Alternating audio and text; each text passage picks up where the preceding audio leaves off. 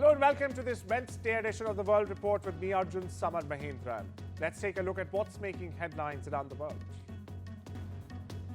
China's economy has grown faster than expected, expanding by 5.4% year-on-year in the first quarter of 2025. But this comes as Beijing, in fact, faces mounting pressure in a heated trade war with the United States. Now, the US under President Trump has slapped a massive 245% tariff on all Chinese imports just hours ago. It's a direct response to what the White House calls unfair retaliation by Beijing. The White House has further said that China must make the first move if it wants a deal. In fact, Press Secretary Karoline Leavitt quoted President Trump directly saying, "The ball is in China's court. We don't need a deal. They do." On the other hand, China has hit back, urging Washington to stop exerting what it calls maximum pressure and return to dialogue if it truly desires a resolution. The world's second largest economy is now bracing for the full impact of these renewed 245% tariffs, even as it struggles to maintain momentum. Now, listening to what the Chinese National Bureau of Statistics had to say earlier in the day, and where does the White House, in fact, stand on the issue?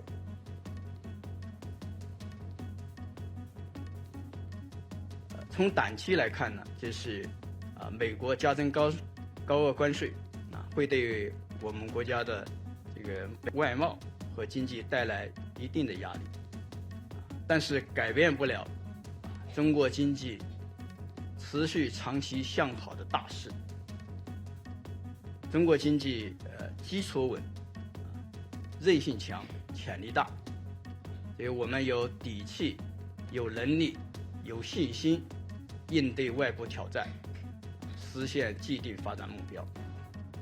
Look, the president has made his position on China quite clear, although I do have an additional statement that he just shared with me in the Oval Office. The ball is in China's court.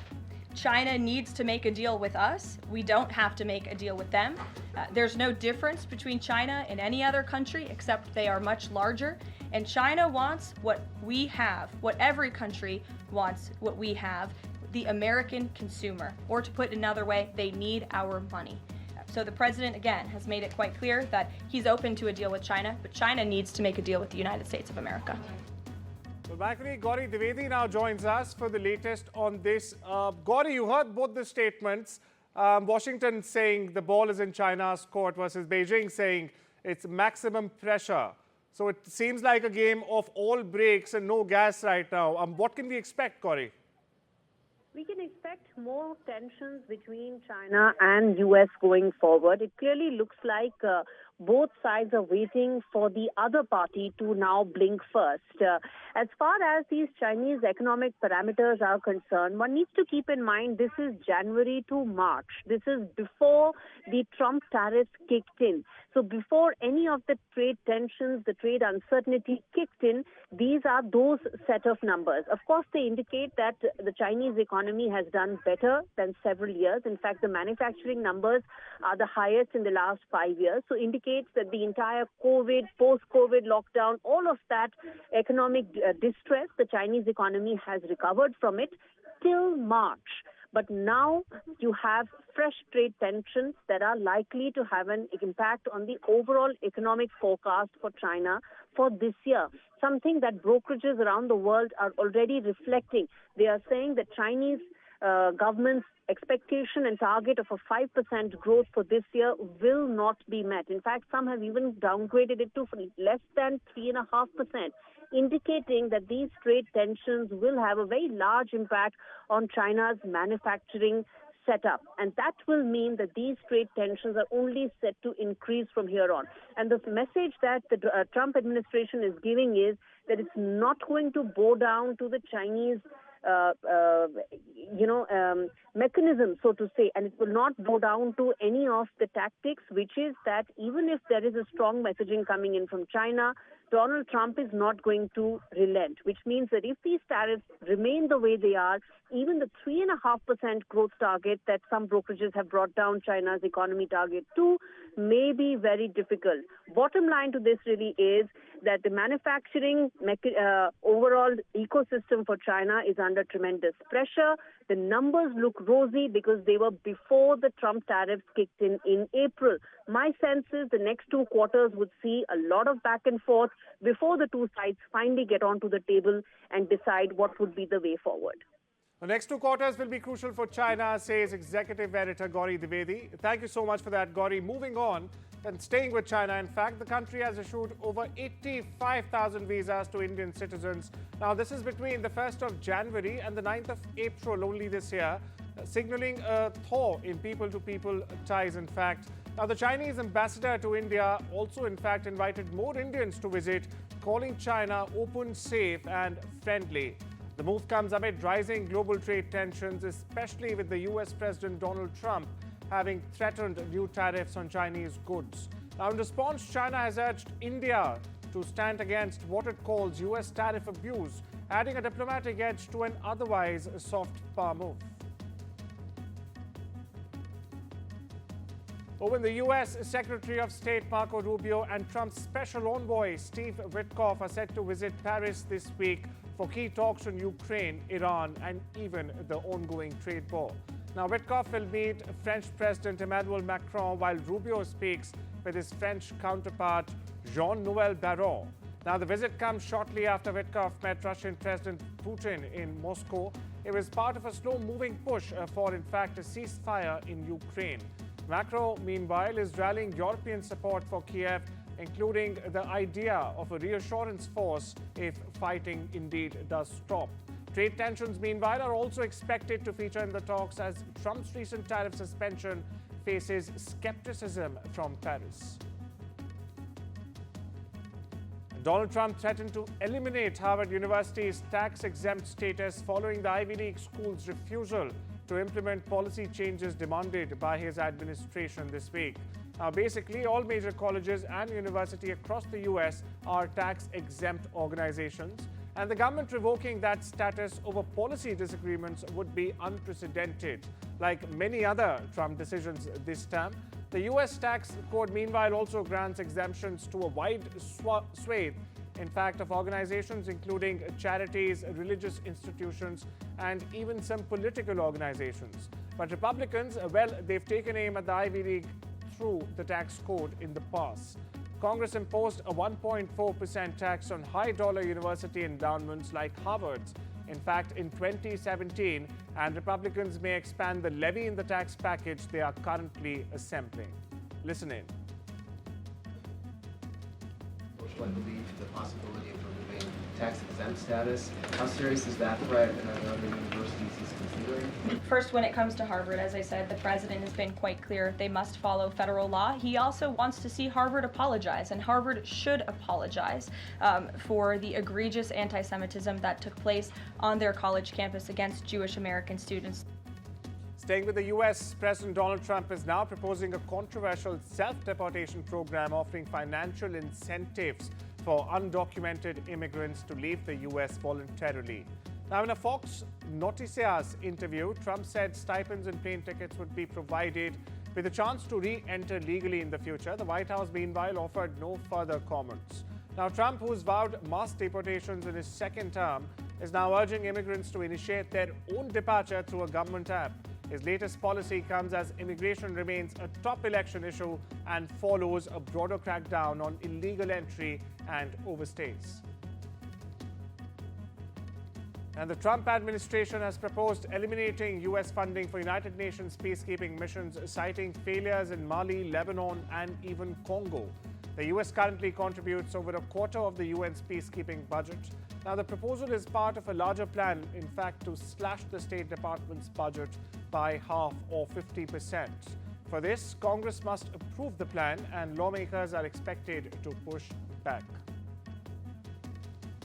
Meanwhile, UNICEF has said it in fact expects a 20% cut in its 2026 budget. Now, this after the U.S. slashed humanitarian aid under President Trump's America First initiative. The agency had nearly $9 billion in 2024, but now anticipates steep drops, citing a global funding crisis. The U.S. has historically been UNICEF's largest donor, contributing over $800 million only last year. Trump's broader aid review has already forced rather major cutbacks across UN agencies, with staff layoffs and program reductions looming. UNICEF has said that it's reassessing operations to protect what matters the most: child survival and well-being. The US military is reportedly preparing to have its presence in Syria. Yes, that's correct. About 2,000 troops are currently in the country, assisting Kurdish forces against any ISIS resurgence. The move comes as the Trump administration balances negotiations with Iran and also increases its military posture across West Asia. A federal judge has sharply criticized Trump administration officials for failing to act on a Supreme Court order to bring back a Salvadorian man deported last month. 29-year-old Kilmar Abrego Garcia was in fact sent to a mega prison in El Salvador despite legal protections that should have in fact kept him in the US. Now, the judge, Paula Sinis, has said, and I quote here, nothing has been done, and gave the government 2 weeks to show concrete steps. While the Supreme Court has said that the US must facilitate his return, the Department of Homeland Security now says that the man Garcia, who hails from Maryland, will be detained if he tries to re-enter the country. The Team Trump defends the deportation, citing alleged gang MS-13 ties, which his family vehemently deny. The European Union's long-delayed roadmap to end oil and gas imports from Russia will finally be released on the 6th of May. Now, the plan, originally due last month, outlines how the bloc intends to quit Russian fossil fuels entirely by 2027. But the path won't be easy. 19% of EU's gas supply still comes from Russia, and in fact it came last year. Now, this mostly as liquefied natural gas. Hungary is blocking sanctions, and there's growing debate, in fact, on whether to impose tariffs. Meanwhile, the US is emerging as a key alternative supplier. However, concerns remain as President Trump may use gas exports as leverage in future EU-US trade talks. A top advisor of Defense Secretary Pete Hegseth was escorted from the Pentagon on Tuesday as part of an investigation into an unauthorized disclosure of sensitive information. Now, this is as per reports. Dan Caldwell, who was identified as part of an ongoing leak investigation, was placed on administrative leave since arriving at the Pentagon with Hegseth in January. Now, Caldwell has accompanied the Defense Secretary to some of his meetings with key foreign leaders. In a signal text chain, in fact, first disclosed by the Atlantic last month, Caldwell was also listed as Hegseth's representative to the White House. This as it prepared to launch strikes in Yemen. He also advised Hegseth on other key matters related to US military operations around the world.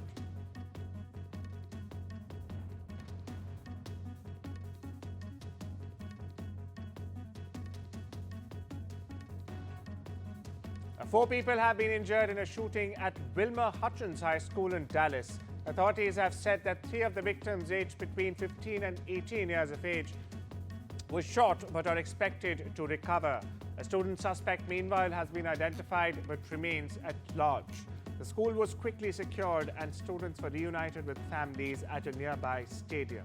Meanwhile, classes have been cancelled for the rest of the week, with mental health services being offered. This incident marks the second such shooting at the same school in just over 1 year. Listen in. It remains a fluid investigation, and all of our law enforcement partners are helping us to work on this investigation. We had 4 students injured today and were transported to area hospitals. The suspect has not been arrested, but we have identified the suspect, and as I mentioned, we have many of our law enforcement partners helping us, and we are working on locating and arresting the suspect at this time. According to a Guardian report, Britain's Business Secretary Jonathan Reynolds is expected to visit China later this year to revive trade talks and restart the UK-China Joint Economic Commission. Now, since Labour came to power in 2024, that's last year, the UK has cautiously re-engaged with Beijing its fifth largest trading partner, despite ongoing concerns over security and human rights. Now, Reynolds recently said Chinese firms are no longer welcome in the UK steel sector, but he left room for cooperation in areas like car manufacturing, life sciences, and even agriculture. The UK Supreme Court is set to rule today on whether the term woman under the Equality Act includes transgender women with legal gender recognition certificates. Now, this ruling could have wide-ranging implications for trans rights, particularly regarding access to women-only spaces and public roles. The case was brought by campaigners who say only biological women should be covered, while the Scottish government argues, in fact, that legal recognition should be provided with full protection. Hamas is said to have rejected an Israeli proposal for a 6-week ceasefire in Gaza, which called for the armed group to give up all its weapons. A senior Palestinian official familiar with the talks said the plan gave no commitment to end the war or for an Israeli troop pullout. Key militant group Hamas demands in exchange for releasing half of the living hostages which it holds. Now, this comes as Israel continues its military offensive in the besieged enclave. The Hong Kong Post has halted sea mail and will soon stop air mail for goods sent to the US, citing Washington's bullying tariffs. The agency criticized America's decision to scrap the de minimis exemption and raise fees on imported goods starting the 2nd of May. It said it will not act as a tax collector for America. Now, the move comes as Hong Kong continues to face US trade restrictions after losing its special status under American law. As time we slip into a short break, I'll see you on the other side.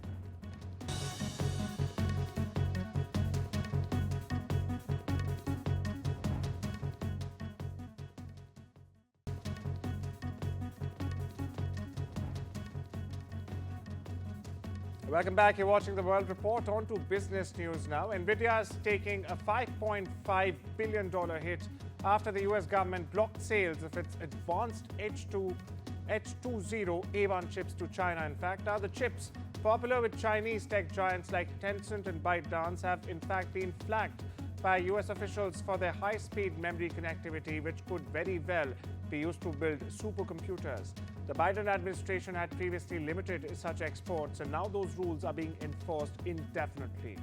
Meanwhile, NVIDIA, a key player in the global AI race, had designed the H20 to comply with earlier restrictions, but that wasn't enough. Now, the move comes as NVIDIA plans major US investments in AI hardware, aligning with Trump's push for domestic manufacturing.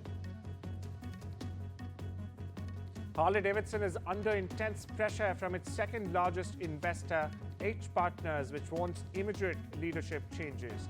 Now, the firm has launched a boardroom battle pushing for the removal of CEO Joshen Zeitz and 2 other longtime directors. Now, Zeitz is expected to retire this year. He has led Harley since 2020. H Partners holds a 9% stake and blames management for declining sales and a 45%, almost 50% drop in stock over the past 1 year alone. Now, the company plans to take their case to shareholders at next month's annual meeting. Harley-Davidson has not responded publicly yet. A newly revealed internal memo shows that Meta CEO Mark Zuckerberg once considered spinning off Instagram amid fears of antitrust action. The 2018 document shown during an FTC trial highlights growing pressure on big tech firms. Zuckerberg acknowledged that consolidation could bring growth but also risks along. The FTC wants Meta to unwind its acquisitions of Instagram and WhatsApp, citing anti-competitive behavior. Meanwhile, Meta argues it faces strong competition from TikTok, YouTube, and other sites. The trial could very well reshape how US regulators treat major tech mergers.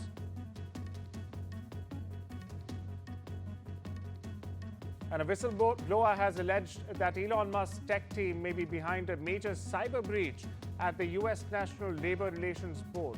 The complaint made public by a whistleblower aide cites internal testimony from an NLRB IT staffer. sensitive case files may have been compromised. The agency, which protects workers' rights, has long been a target of powerful corporations. Now, the breach itself, if confirmed, could have significant legal and political implications.